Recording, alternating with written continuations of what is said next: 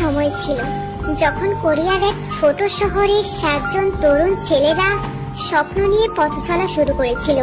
তাদের চোখে ছিল আগুন, মনে ছিল জেদ, আর হৃদয়ে ছিল সঙ্গীতের প্রতি ভালোবাসা। তখনও কেউ জানতো না এই 7জনই একদিন হয়ে উঠবে কোটি কোটি মানুষের হৃদয়ের স্পন্দন, যাদের নাম বিটিএস। তারা যখন প্রথমবার মঞ্চে উঠেছিল তখন কেউ তাদের নামটা পর্যন্ত জানতো না।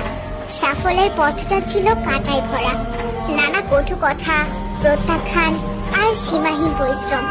সবকিছু পেরিয়ে তারা ধীরে ধীরে নিজেদের গড়ে তুলেছিল। কিন্তু বিটিএস এর জাদু শুধু তাদের গানের ভিতরে নয়, ছিল তাদের গল্পে, ভালোবাসায় এবং অনুপ্রেরণায়। একটা সময় ছিল যখন তাদের কাছে ছিল না বিশাল কোম্পানির সাপোর্ট, ছিল না মিডিয়ার আলো, ছিল শুধু একটা জেদ, নিজের গল্পটা পৃথিবীকে শোনাতে হবে।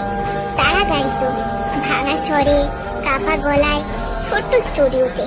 কেউ শোনেনি তখন।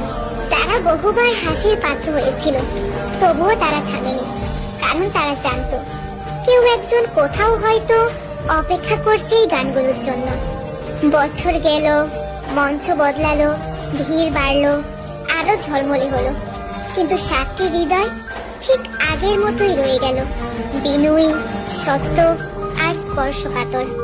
মানুষ বিটিএসকে ভালোবাসে কারণ তারা নিছক তারকা নয়, তারা নিজেদের ভাঙাচোরা গল্প সবার সঙ্গে ভাগ করে নেয়।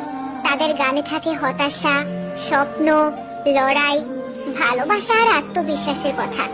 তারা শোনায় কিভাবে একটা সাধারণ ছেলেও অসাধারণ হয়ে উঠতে পারে যদি সে নিজেকে ভালোবাসতে শিখে। একটা মেয়ে ছিল, ধরো তার নাম মায়া।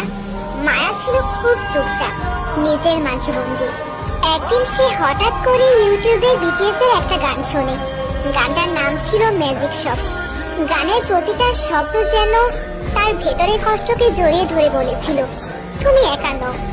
সেই থেকেই মায়া বুঝে ফেলল, বিটিএস শুধু গান গায় না, তারা অনুভবও করায়। এমন কোটি কোটি মায়া আছে সারা দুনিয়া জুড়ে, যারা বিটিএস এর গানে খুঁজে পায় সাহস, ভালোবাসা আর নিজেকে গ্রহণ করার শক্তি। আর তাই বিটিএস কে মানুষ ভালোবাসে, কারণ তারা শুধুই তারকা নয়, তারা বন্ধুর মতো, ভাইয়ের মতো, একটি আশ্রয়ের মতো। আচ্ছা, মানুষ কেন বিটিএস কে ভালোবাসে? কারণ তারা সত্যি, কারণ তারা তারার মতো উঁচুতে থেকেও মাটির গন্ধ ভুলে যায়নি, কারণ তারা বলেছে নিজেকে ভালোবাসো যখন পৃথিবী বলছিল তুমি যথেষ্ট নও, কারণ তারা শুধু গানই শোনায় না, তারা বুকের ব্যথা বোঝে।